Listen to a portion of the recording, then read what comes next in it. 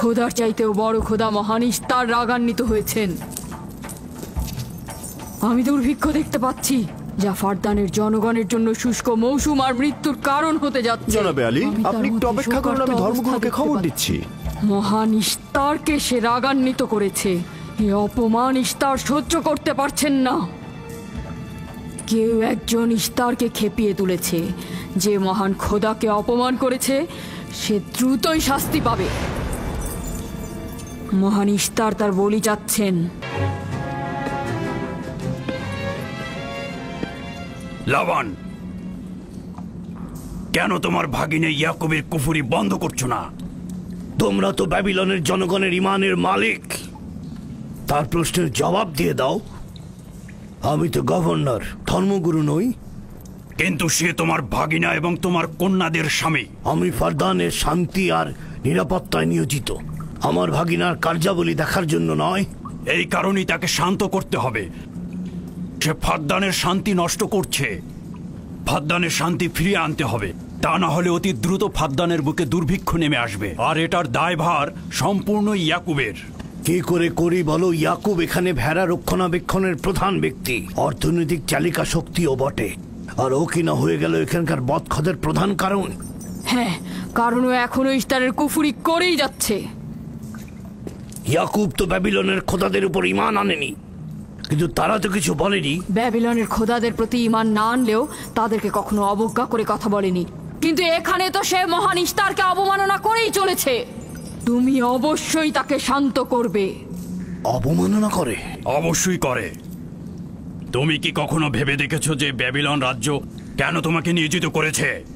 তাহলে এটাও জেনে রাখো কেন আমাকে গভর্নর নিয়োগ করা হয়েছে। উত্তম হলো এটা জানা যে আমি ব্যাবিলন থেকে ফরমান গ্রহণ করি, না তোমাদের থেকে, না তোমাদের ইস্তার থেকে। যদি ইস্তারের মন্দিরের ধর্মগুরু বাবেল এই কথাগুলো তুলে ধরেন তবে কোনো অসুবিধা নেই তো?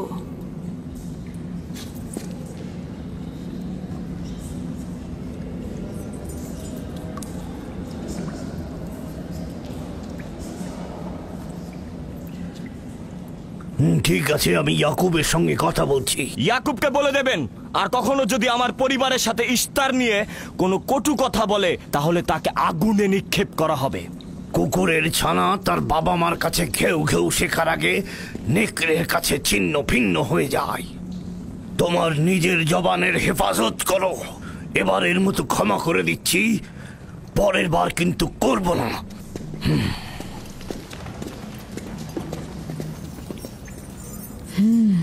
সবাই শুনে রাখো, যদি দুর্ভিক্ষের কারণে আমার ফসল নষ্ট হয় তবে ইয়াকুব আর তার পরিবারের কাউকে আমি জ্যান্ত রাখবো না। দেখা যাক না, একবারই তো কোনো কথা বলে লাভ নেই।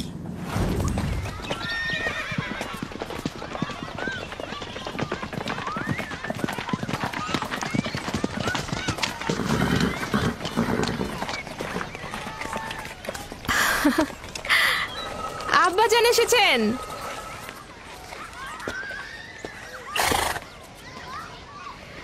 আসসালামু আলাইকুম আব্বাজান, এবার অনেকদিন পর এলেন। সালাম আব্বাজান, কি সৌভাগ্য আমাদের। ফাদ্দান আরামের মহৎ ব্যক্তি, দেশের গভর্নর তাহলে সময় পেলেন মেয়েদের দেখতে আসার। এই ইয়াকুবটাকে নিয়ে আর পারি না। কি হয়েছে আব্বাজান? আবারও কি ইস্তার মন্দিরের ধর্মগুরুরা অভিযোগ করেছেন? তার মানে ফারদানের এইসব দাঙ্গা হাঙ্গামা ধর্মগুরুদের ষড়যন্ত্র। ইয়াকুব এগুলোর সঙ্গে জড়িত নয়, তাই তো? আব্বাজান, আপনি খুব ভালো করেই জানেন ইয়াকুব রেসালাত আর নিজের কাজ ছাড়া অন্য কিছুই করে না। কয়েক হাজার বছরের প্রচলিত ইস্তার মন্দিরের সঙ্গে তার কি কাজ? যদি সে এটাই চায় যে সে তার পিতামহের দিন প্রচার করবে, তাহলে সে আমাদের পরিবারের সঙ্গে করুক। কিন্তু মানুষের বিশ্বাসকে কেন অবমাননা করছে? আমার মনে হয় আব্বা আপনি ভুল করছেন। সে অবমাননা করছে না, সত্য প্রচার করছে। আব্বাজান, কিছু মনে করবেন না। ইয়াকুব আসলে এক খোদার প্রতিনিধি হয়ে তার নিয়মকানুন সম্পর্কে জনগণকে সচেতন করে তুলছেন, যেটা তার কর্তব্য বলে মনে করছেন। যেরকম আপনার কর্তব্য ফাদ্দানের জনগণের নিরাপত্তা প্রদান করা। তোমরা তার মতো কঠোর ও বেপরোয়া হয়েছ। আমি যদি চাই দায়িত্ব পালন করতে, তাহলে তোমরা মরুভূমিতে ভবঘুরে হয়ে ঘুরবে। আব্বাজান, আমি আর আমার বোন লিয়া আমাদের স্বামীর দিনে অটল আছি, তাই এক খোদার আইন বাস্তবায়নে আমরা তাকে সাহায্য করেই যাব। তোমরা সবাই দেওয়ানা হয়ে গেছো। তোমরা কেউ আমার অবস্থার কথা চিন্তা করছো না। তোমরা কি জানো, ব্যাবিলনের ধর্মগুরু যদি জানতে পারে আমার ভাগিনা ইস্তারের বিরুদ্ধে অপপ্রচার চালাচ্ছে, তাহলে আমার কি অবস্থা হবে ভাবো। আমি তখন কতটা বিপদে পড়বো। ইয়াকুবের খোদার শক্তি ওই বাবেলের মন্দিরের ইশতারের থেকে অনেক বেশি। আব্বাজান, আমাদের উচিত হচ্ছে আমাদের নিজেদের খোদাকে ভয় করা, ওই পাথরের খোদাকে নয়। আমার না তার খোদার সঙ্গে কোনো কাজ রয়েছে, না এদের খোদা। শুধু বলবো ইয়াকুবের কোনো অধিকার নেই ফাদ্দানের লোকের কাছে আমার অবস্থান নড়বড় করে দেয়া। কি হয়েছে রাহেলা? রাহেলা, রাহেলা, কি হয়েছে রাহেলা?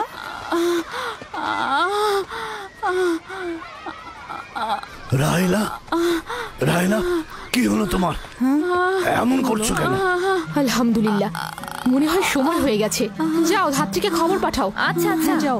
চলো আমরা সবাই মিলে ওকে ঘরে নিয়ে যাই। হ্যাঁ চলো, চলো, চলো ঘরে নিয়ে যাই ওকে। আস্তে আস্তে।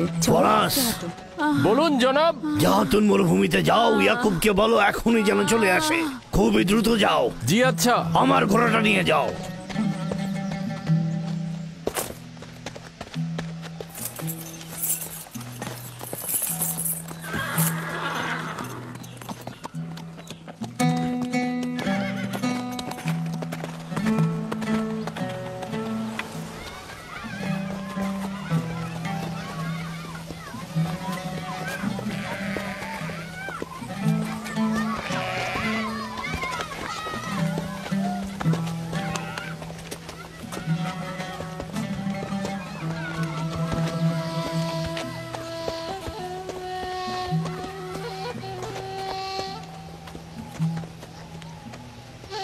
রাখালেরা চতুষ্পদী প্রাণীগুলোকে হেদায়েত করে, আর নবুয়াত ইনসানদের হেদায়েত করে থাকে।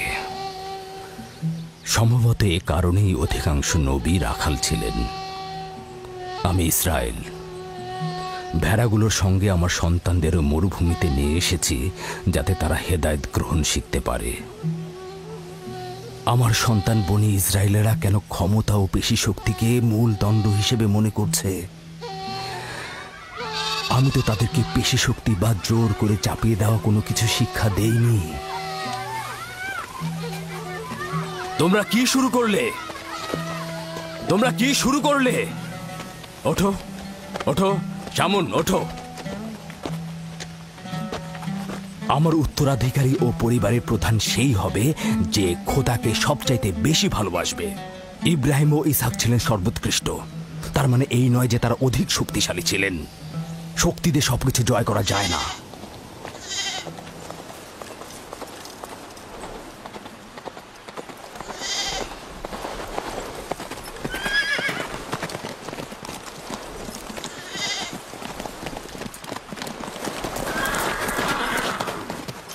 কি হয়েছে ফারাজ?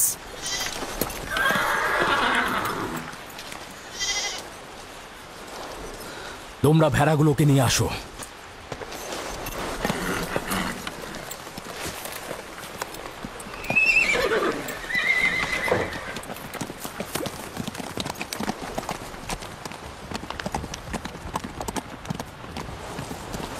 কিছু কি হয়েছে? আব্বাজান কোথায় গেলেন? কিছুই না, ভেড়াগুলোকে একত্রিত করো, আমরা ফিরে যাব।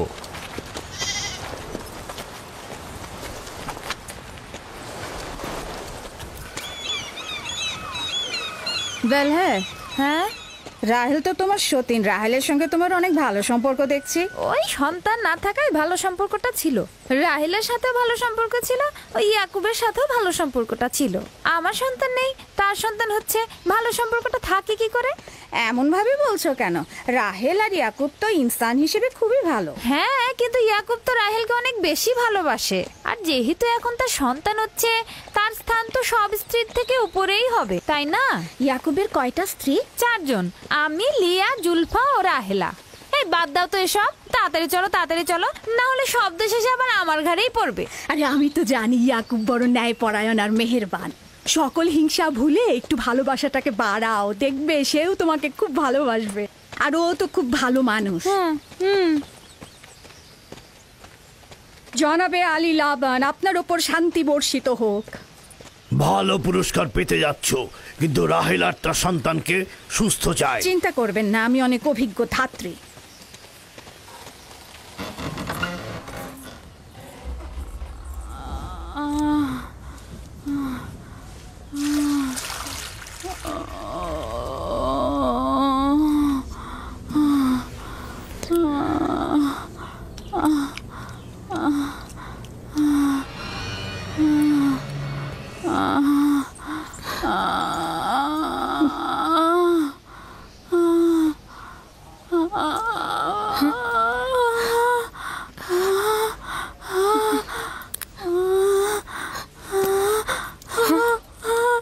চিন্তা করো না, সব ঠিক হয়ে যাবে। খোদা মহান।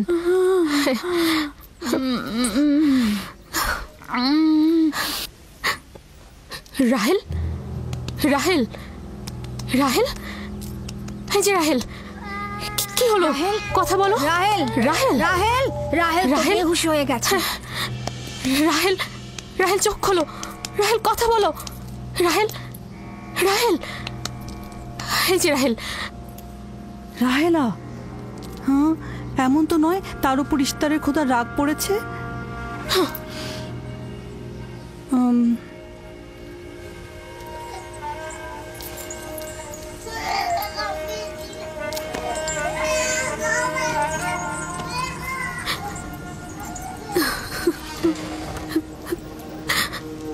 ওকে রাখো।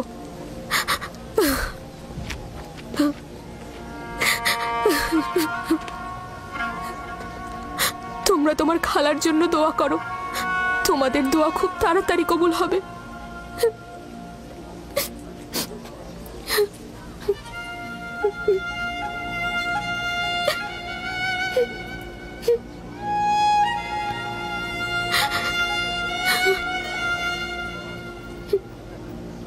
তোমরা কাজ করছো না কেন?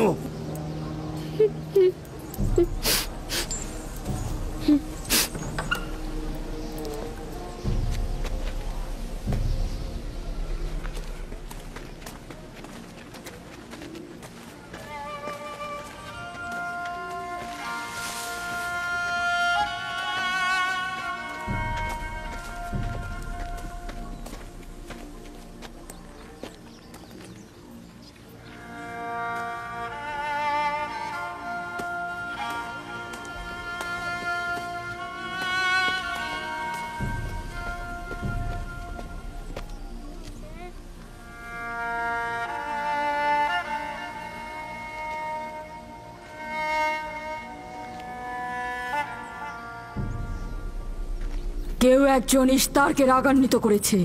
আগুন ও রক্ত দেখতে পাচ্ছি, অলক্ষণে মৃত্যুর ছায়া সর্বত্র দেখতে পাচ্ছি। আগুন প্রথমে কাফেরের পোশাকের নিম্নাংশ গ্রাস করবে। যারা ইস্তারকে অবমাননা করেছে, অতি দ্রুতই তাদের ধ্বংস আসন্ন। হ্যাঁ, ইস্তার তাকে ক্ষমা করবে না, অতি দ্রুতই সে তার শাস্তি পাবে।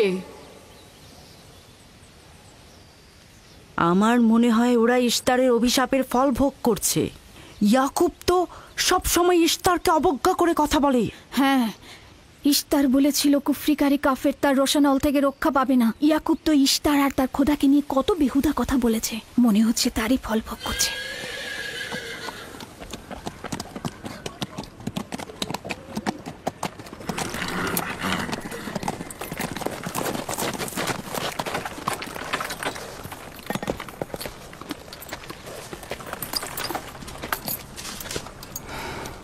রাহেলের অবস্থা কেমন?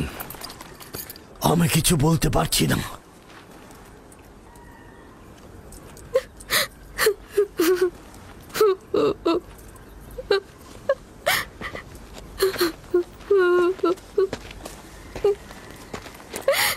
কিছু একটা করুন, রাহেলের অবস্থা খুবই খারাপ। শান্ত হও, খোদার উপর ভরসা রাখো। তিনি যেমন চাইবেন তেমনই হবে, ভরসা রাখো। মানুষজন সব বলা বলি করছে, ইস্তারের অভিশাপে আমরা এই বিপদে পড়েছি।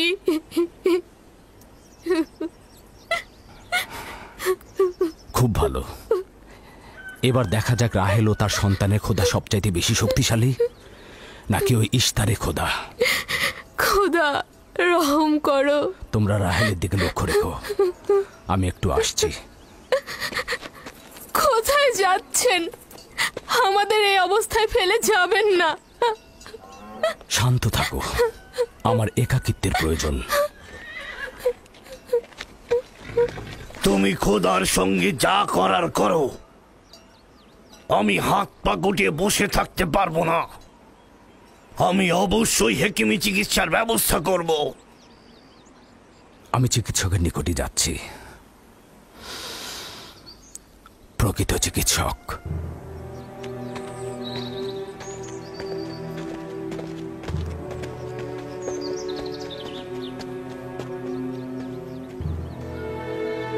সে যেমন ফাদ্দানের লোকেদের বিপদের কারণ হয়েছে, তদ্রুপ আমার কন্যাদেরও বিপদের কারণ হয়েছে। জানি না ওর সঙ্গে কি করব।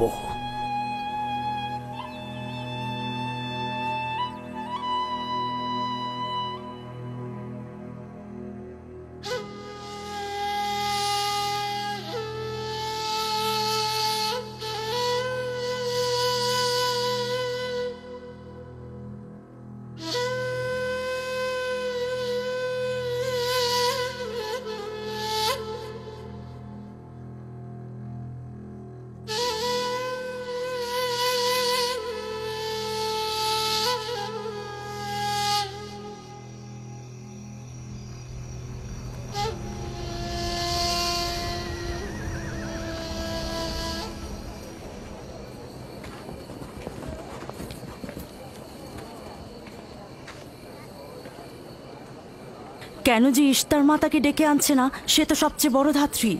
হ্যাঁ, তারা বলছি।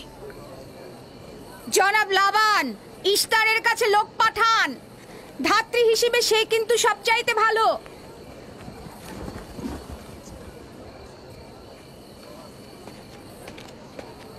যাও গিয়ে খোঁজ নাও ইস্তার আছে কিনা। যা চাই তাই দেবো। বলবে লাবান বলেছে যদি তার কন্যাকে নাজাত দাও, ইয়াকুবকে ফাদ্দান থেকে বার করে দেবো আর তার পাপ থেকে ইস্তার মন্দিরকে রক্ষা করব। যাও।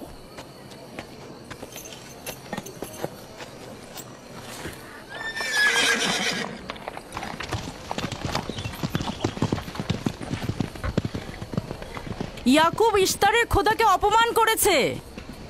ইশতারকে অপমাননা করার শাস্তি এইরকমই হয়। তোমাদের চেঁচামেচি বন্ধ করো।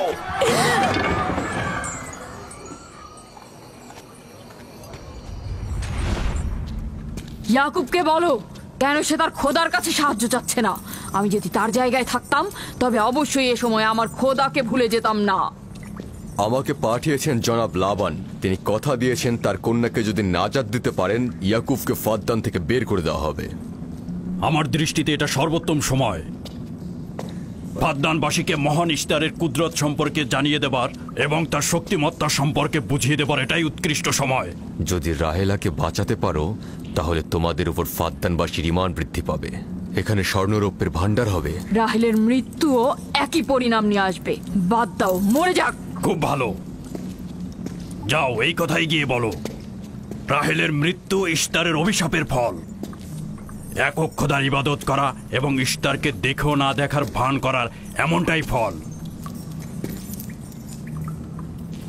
যদি এমনটা হতো, রাহেল ও তার সন্তানের মৃত্যুর পর আকাশ থেকে বৃষ্টি বর্ষিত হচ্ছে,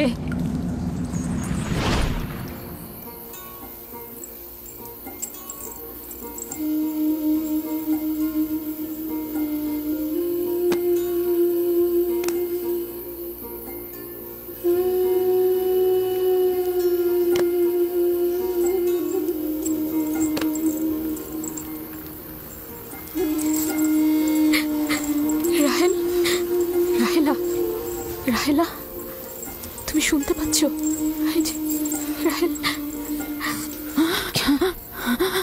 কি করছো এসব? আরে ধোঁয়া দিয়ে জ্ঞান ফেরাতে হবে, তাহলে মা বাচ্চা মারা পড়বে। এই ধোঁয়া তাকে মেরে ফেলবে, সুস্থ করবে না।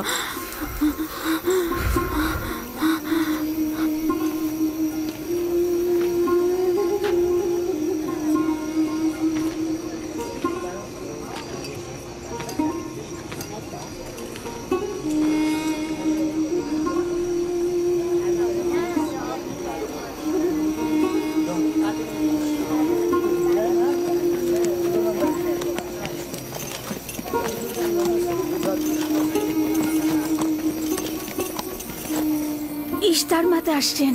দেখা যাক এবার কার খোদা বিজয়ী হয়, ইয়াকুবের খোদা নাকি মন্দিরের খোদা। আরে পরিষ্কার বোঝা যাচ্ছে বিজয়ী হবে ইস্তার।